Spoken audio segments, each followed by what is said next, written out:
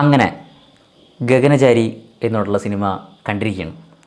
അപ്പോൾ ഈ സിനിമേനെക്കുറിച്ച് ആദ്യം തന്നെ പറയാനുള്ളൊരു കാര്യം എന്ന് പറഞ്ഞാൽ അരുൺ ചന്തു എന്ന് പറയുന്ന ഡയറക്ടറാണ്. അതായത് ഇങ്ങനൊരു കഥ ഇത് വേറെ ഏത് ഭാഷയിലായിക്കോട്ടെ, മലയാളത്തിൽ ഒരു പ്രൊഡ്യൂസറുടെ അടുത്ത് പോയി ഇത് സംസാരിച്ച് ഇത് ഓണാക്കണമെങ്കിൽ മൂപ്പരുടെ ഒരു ഒരു വിഷൻ പരിപാടി അത് സമ്മതിക്കണം. അത് ഹാറ്റ്സ് ഓഫ് ബ്രോ. കാരണം ഇത് അങ്ങനത്തെ ഒരു കോൺസെപ്റ്റാണ്. അപ്പോൾ ഈ കോൺസെപ്റ്റ് ഇപ്പോൾ ഈ അടുത്തിറങ്ങിയ കൽക്കിയുമായിട്ട് ഒരുപാട് ബന്ധമുള്ളൊരു സംഭവമാണ്. പക്ഷേ ഇതിൻ്റെ മേക്കിങ്ങും ഇത് കഥ പറയുന്ന രീതിയും ഒക്കെ വ്യത്യസ്തമാണ്. പക്ഷേ ഇതിൻ്റെ ഒരു കാലഘട്ടവും അല്ലെങ്കിൽ എല്ലാം ഒരു ഫ്യൂച്ചറിസ്റ്റിക് സിനിമയാണ്. അപ്പോൾ അങ്ങനത്തെ ഒരു ഫ്യൂച്ചറിസ്റ്റിക് സിനിമകൾ നമ്മളധികം അങ്ങനെ കാണാത്തതായതുകൊണ്ട് തന്നെ ഇത് ഭയങ്കരമായിട്ട് നമുക്ക് റിലേറ്റബിളാണ്. ഫ്യൂച്ചറിസ്റ്റിക് മീൻസ് ഹോളിവുഡ് സിനിമകളിൽ കാണുന്ന അങ്ങനത്തെ അല്ല, നമ്മുടെ നാട്ടിലെ ഫ്യൂച്ചർ എന്തായിരിക്കും എന്നുള്ള രീതിയിൽ നമ്മൾ കണ്ട സിനിമകൾ അങ്ങനെ ഇല്ല. അപ്പോൾ അതുകൊണ്ട് തന്നെ ഇതിന് ഭയങ്കര ഫ്രഷ്നെസ്സാണ്. ഇപ്പോൾ ഈ സിനിമയിൽ കൊച്ചി, ആ കാലത്ത് കൊച്ചി, നമ്മൾ കാണുന്ന കൊച്ചിയിലെ പല സ്ഥലങ്ങളുടെയും അവസ്ഥ ഈ സിനിമയിൽ കാണുമ്പോൾ ശരിക്കും ഭയങ്കര ഞെട്ടലാണ്. ഇങ്ങനെ ആവുമല്ലോ, നമുക്ക് ചില വീഡിയോകളൊക്കെ വരാറുണ്ടല്ലോ, ഇങ്ങനെ ഉപയോഗിക്കാൻ കഴിയാത്ത രീതിയിൽ നമ്മുടെ സ്റ്റേഡിയമൊക്കെ കിടക്കണ അവസ്ഥയും കാടുമൂടി കിടക്കണം. അപ്പോൾ അങ്ങനത്തെയൊക്കെ കുറേ വിഷ്വൽസ് വച്ചിട്ട് കുറച്ച് പരിപാടികൾ ഈ പടത്തിലുണ്ട്. അത് ഭയങ്കരമായിട്ട് എഫക്റ്റ് ചെയ്തു, അത് ഭയങ്കരമായിട്ട് നമ്മളെ ഇൻവോൾവ് ചെയ്യിപ്പിച്ചു. പിന്നെ രണ്ടാമത്തെ കാര്യം എന്ന് പറഞ്ഞിട്ടുണ്ടെങ്കിൽ ഈ സിനിമ പറഞ്ഞു പോകുന്ന രീതിയാണ്. അതായത് ഇതൊരു കോമിക് അല്ലെങ്കിൽ ഒരു സർക്കാസ്റ്റിക് ലെവൽ ഒരു പിടുത്താണ് പിടിച്ചിരിക്കുന്നത്. അപ്പോൾ ഇതിൽ ഇപ്പോൾ കാസ്റ്റിങ്ങിൻ്റെ കാര്യം പറയുകയാണെങ്കിൽ ഫസ്റ്റ് എനിക്ക് പറയാനുള്ളത് ഗണേഷ് കുമാർ എന്ന് പറയുന്നത് നമ്മളുടെ സ്വന്തം മിനിസ്റ്റർ മാറ്റിവെക്കാം, ഗണേശ് ഏട്ടൻ എന്ന് പറയുന്ന ആക്ടർ അതിഗംഭീരമായിട്ടാണ് ഇതിൽ പല സാധനങ്ങളും ചെയ്തു വെച്ചുള്ളത്. ഇത് ഭയങ്കര രസമാണ്. മൂപ്പരുടെ ആക്ടിവിറ്റികളും എനിക്ക് പേഴ്സണലി മൂപ്പരുടെ അഭിനയം ഭയങ്കര ഇഷ്ടമാണ്.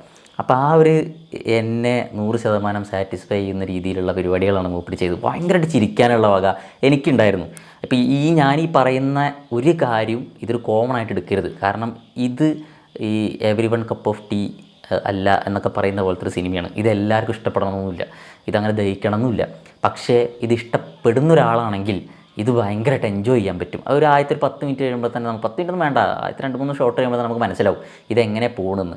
അതിൽ നമ്മൾ കൺവിൻസ്ഡ് ആണെങ്കിൽ പിന്നെ ഈ സിനിമ നമുക്ക് ഭയങ്കര രസമുള്ളൊരു പരിപാടിയായിരിക്കും. 2 മണിക്കൂർ നമുക്കൊരു കാരണവശാലും ബോറടിയില്ല. അപ്പോൾ ഗണേശ് ഏട്ടനെ കുറിച്ച് പറഞ്ഞ പോലെ തന്നെ അടുത്ത് പറയാനുള്ളത് നമ്മളെ ഗോകുൽ സുരേഷാണ്. ഗോകുൽ സുരേഷ് നല്ല അസലായിട്ട് ചെയ്തു വെച്ചിട്ടുണ്ട്. എനിക്ക് ചില സാധനമൊക്കെ കാണുമ്പോൾ എനിക്കിങ്ങനെ തോന്നി, മൂപ്പര് ട്രൈ ചെയ്യുന്നുണ്ടല്ലോ ഭയങ്കര രസം. നമ്മളിപ്പോൾ കുറേ ആക്ടേഴ്സിൻ്റെ മക്കൾ ഒരുപാട് പേരെ നമ്മൾ കാണുന്നതാണ്. പക്ഷേ അവരെക്കാളൊക്കെ കൂടുതൽ എനിക്ക് കുറച്ചും കൂടെ ഹാർഡ് വർക്ക് ചെയ്യുന്നുണ്ട് എന്നെനിക്ക് ഫീൽ ചെയ്യുന്നുണ്ട് ഗോകുൽ സുരേഷ് ചെയ്യുന്ന കുറേ പരിപാടികൾ. പിന്നെ ഇങ്ങനത്തെ ഒരു കഥ എടുക്കുക എന്ന് പറയുന്നതൊക്കെ തന്നെ ഒരു രസമാണ്. പിന്നെ കോമഡി, അച്ഛനെ പോലെ തന്നെ ചില സാധനങ്ങളൊക്കെ കോമഡി കറക്റ്റ് നല്ല രീതിയിൽ ടൈമിംഗ് ഒക്കെ വളരെ വൃത്തിയായിട്ട് ചെയ്ത് വരുന്നുണ്ട്. പിന്നെ അജു വർഗീസ് ആസ് യൂഷ്വൽ, അജു വർഗീസിന് വളരെ സിമ്പിളായിട്ട് ചെയ്യാൻ പറ്റുന്നൊരു സംഭവം. ഇതൊക്കെ ഒരുപാട് ചെയ്ത് കഴിഞ്ഞ സാധനം. അപ്പോൾ ആ സാധനത്തിനെ നമ്മളൊരു ഫ്യൂച്ചർ കഥയിലേക്ക് കൊണ്ടിടുന്നു, അത്ര എനിക്ക് ഫീൽ ചെയ്തുള്ളൂ. എൻ്റെ മോളിക്ക് മൂപ്പരത് സിമ്പിൾ ഭയങ്കര ഗംഭീരമാണ്, പക്ഷേ അത് ഭയങ്കര സിമ്പിളായിട്ട് ചെയ്തു. പിന്നുള്ളത് അനാർക്കലി ഈ സിനിമ ചെയ്യാനെടുത്ത ഒരു എഫേർട്ട് എന്ന് പറയുന്നതാണ് ഇതിലെ ഏറ്റവും ഹൈലൈറ്റ് ആയിട്ടിരിക്കുന്നത്. അനാർക്കലിയും ഗണേശേട്ടനും ഈ സിനിമേനെ അപ്രോച്ച് ചെയ്തത് അത് ഭയങ്കര സംഭവമായിട്ടാണ് എനിക്ക് ഫീൽ ചെയ്തിട്ടുള്ളത്. പിന്നെ ഇതിൽ മൊത്തത്തിൽ നോക്കുകയാണെങ്കിൽ ഇതിൻ്റെ എല്ലാ കാര്യങ്ങളും, ഇതിൻ്റെ ക്യാമറ വർക്ക് ആയിക്കോട്ടെ, ബാക്കി എല്ലാ പരിപാടിയും, പിന്നെ VFX പരിപാടി ആയിക്കോട്ടെ, നമുക്ക് കുറച്ചൊക്കെ AI ഫീൽ വരുന്ന കുറേ VFX പരിപാടികളാണ്. പക്ഷെ അതൊക്കെ കാണുമ്പോഴും നമുക്ക് എവിടെയും ഒരു ഫോൾട്ടായിട്ടോ അല്ലെങ്കിൽ ഇത് അങ്ങനെ ചെയ്യേണ്ടിയിരുന്നോ അങ്ങനെ തോന്നുന്ന പരിപാടിയില്ല. ഇതൊരു ഭയങ്കര രസമായിട്ട് ഒരു ഏലിയൻ വരുന്നു, ഫ്യൂച്ചറിസ്റ്റിക് സ്റ്റോറി ഇങ്ങനെയൊക്കെ ആവാം. അപ്പോൾ അങ്ങനത്തെ ഓരോ കഥയായിട്ട് വരുന്നു. അപ്പോൾ എനിക്കിത് കണ്ടപ്പോൾ പേഴ്സണലി തോന്നിയത് കൽക്കി കാണാൻ ഉദ്ദേശിക്കുന്നവരോ അല്ലെങ്കിൽ കൽക്കി കണ്ടവരോ ഈ സിനിമയും കൂടെ ഒന്ന് കാണേണ്ടതാണ്. കാരണം ഇത് ഏകദേശം കുറേ ക്ലാരിഫിക്കേഷൻ വരുന്നുണ്ട് എനിക്ക് കുറച്ചും കൂടെ. ഇത് കൽക്കിയൊക്കെ കുറച്ചും കൂടെ ക്ലാരിഫിക്കേഷൻ എനിക്ക് ഗഗനചാരിയിൽ കിട്ടി. അപ്പോൾ ഇത് ഞാൻ അങ്ങനത്തെ ഒരു രീതിയിലാണ് ഈ സിനിമേനെ അപ്രോച്ച് ചെയ്യാൻ ഇപ്പോൾ താല്പര്യപ്പെടുന്നത്. അങ്ങനെ കറക്റ്റ് ടൈമിലാണ് അവർ ഇറക്കിയത്, അതുകൊണ്ട്. പിന്നെ ഇതിലെടുത്ത് പറയാനുള്ള മറ്റൊരു കാര്യം, ഇതിൽ മേക്കിങ്ങിൽ ചെയ്ത റേഷ്യോസാണ്. 1:1 ഉണ്ട്, 4:3 ഉണ്ട്, അങ്ങനെ പല റേഷ്യോസാണ്. ആ റേഷ്യോ മീൻസ് സ്ക്രീൻ സൈസ് അതിനനുസരിച്ച് ഇങ്ങനെ കുറയും കൂടും. അപ്പോൾ അതൊക്കെ ഓരോ ടൈം ലൈനിലേക്ക് പോകുമ്പോൾ അതിനനുസരിച്ചുള്ള പരിപാടികളൊക്കെ വരുന്നതുകൊണ്ട് ടെക്നിക്കലി ഇത് ഭയങ്കരമായിട്ട് നമ്മളെ നമുക്കിങ്ങനെ കണ്ടിരിക്കാൻ തോന്നുന്നുണ്ട് ഫ്രെയിമിൽ.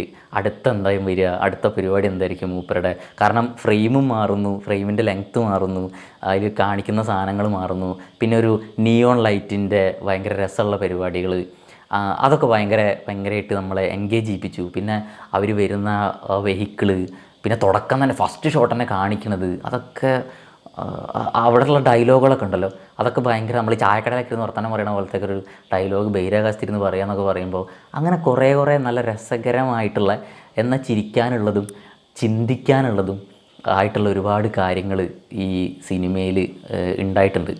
പിന്നെ ആസ് യൂഷ്വൽ അരുൺ ചന്തു കൂടാതെ ഇതിൽ മെയിനായിട്ട് എടുത്ത് പറയുന്നത് ഇതിൻ്റെ പ്രൊഡ്യൂസേഴ്സാണ് അജിത് വിനായക, പിന്നെ നമ്മുടെ കൃഷാന്ത് നമ്മളെ പുരുഷപ്രേതം സിനിമയുടെയൊക്കെ ആവാസവ്യൂഹം സിനിമയുടെയൊക്കെ ഡയറക്ടറാണ്. അപ്പോൾ മൂപ്പര് എനിക്ക് തോന്നുന്നുണ്ട് അത് മൂപ്പരെ പോലുള്ളൊരു ഡയറക്ടർ ആയതുകൊണ്ടായിരിക്കാം ഈ പടം പ്രൊഡ്യൂസ് ചെയ്തത്. കാരണം അല്ലാത്തവർ ഇത് അത്ര ധൈര്യം കാണിക്കില്ല, ഇതൊരു ഫിനാൻഷ്യലി ഹിറ്റാവും എന്നുള്ള പ്രതീക്ഷ എന്നുള്ളൊരു പടമൊന്നുമല്ല. പക്ഷേ ഈ സിനിമ പേഴ്സണലി ഒരു ഗംഭീര സിനിമയായിട്ടാണ് എനിക്ക് തോന്നിയത്. കാരണം ആ അറ്റംപ്റ്റാണ് ഇങ്ങനത്തെ ഒരു കോൺസെപ്റ്റിലേക്ക്. അതായത് നമ്മളിപ്പോൾ പറഞ്ഞു തീരേണ്ട കഥകളൊക്കെ പറഞ്ഞു തീർന്നു, ഇനി കഥകളില്ല എന്ന് പറയുന്ന ഒരു കാലത്തുനിന്ന് ഫ്യൂച്ചറിലേക്ക് പോയിട്ട് അവിടെ ഒരു കഥ ബിൽഡ് ചെയ്തെടുക്കുക എന്ന് പറയുന്ന ഒരു സംഭവം, അത് ഭയങ്കര രസമായി. പിന്നെ നമ്മുടെ അലക്സേനെയും സിറീനെയും ഒക്കെ ട്രാൻസ്ഫോം ചെയ്യിപ്പിച്ചിട്ട് രാഘവോ എന്ന് പറഞ്ഞൊരു സാധനത്തേക്ക് മാറ്റിയതും, ഈ രാഘവൻ്റെ കുറേ ഹ്യൂമറും രാഘവൻ്റെ കുറേ ചോദ്യങ്ങളും ഇതൊക്കെ ആയിട്ട് പടം മൊത്തത്തിൽ ഒരു രസക്കാഴ്ചയായിട്ട് 2 മണിക്കൂർ കണ്ടിരുന്നു. ഇത് ഞാൻ പറയുമ്പോഴും ഇത് ഒരിക്കലും എൻ്റെ റിവ്യൂ കേട്ട് കാണാനോ കാണാതിരിക്കാനോ നിൽക്കണ്ട. കാരണം ഇത് പലരുടെയും പല ടേസ്റ്റ് പോലെയാണ്. ഇപ്പോൾ എന്നാലും ഞാൻ പറയാം, ഒന്ന് കണ്ടു നോക്ക്. കാരണം ഇങ്ങനത്തെ ഒരു സിനിമ മലയാളത്തിൽ വന്നിട്ടുണ്ടല്ലോ എന്ന് നമ്മൾ അറിയണമല്ലോ, അതിന് വേണ്ടി ഒന്ന് കണ്ടു നോക്ക്. ഇത് ഇഷ്ടപ്പെടുന്നവർ ഒരുപാട് പേരുണ്ട്. അപ്പോൾ എന്നെപ്പോലെ ഇഷ്ടപ്പെട്ടാൽ ഇത് ഭയങ്കരമായിട്ട് ഇഷ്ടമാവും. അല്ലാണ്ട് നമുക്ക് കുഴപ്പമില്ല എന്ന് പറയേണ്ട രീതിയിൽ നമുക്ക് ഇറങ്ങേണ്ടി വരില്ല. ഏതെങ്കിലും ഒന്നെങ്കിൽ തീരെ ഇഷ്ടപ്പെടാതെ വരും, ഒന്നെങ്കിൽ നന്നായിട്ട് ഇഷ്ടപ്പെടും. പക്ഷേ ഇതിൽ കുറച്ച് ഹ്യൂമറും പരിപാടിയൊക്കെ ആയിട്ട് എനിക്ക് പേഴ്സണലി ഇത് ഭയങ്കരമായിട്ട് ഇഷ്ടപ്പെട്ടൊരു സിനിമയാണ്.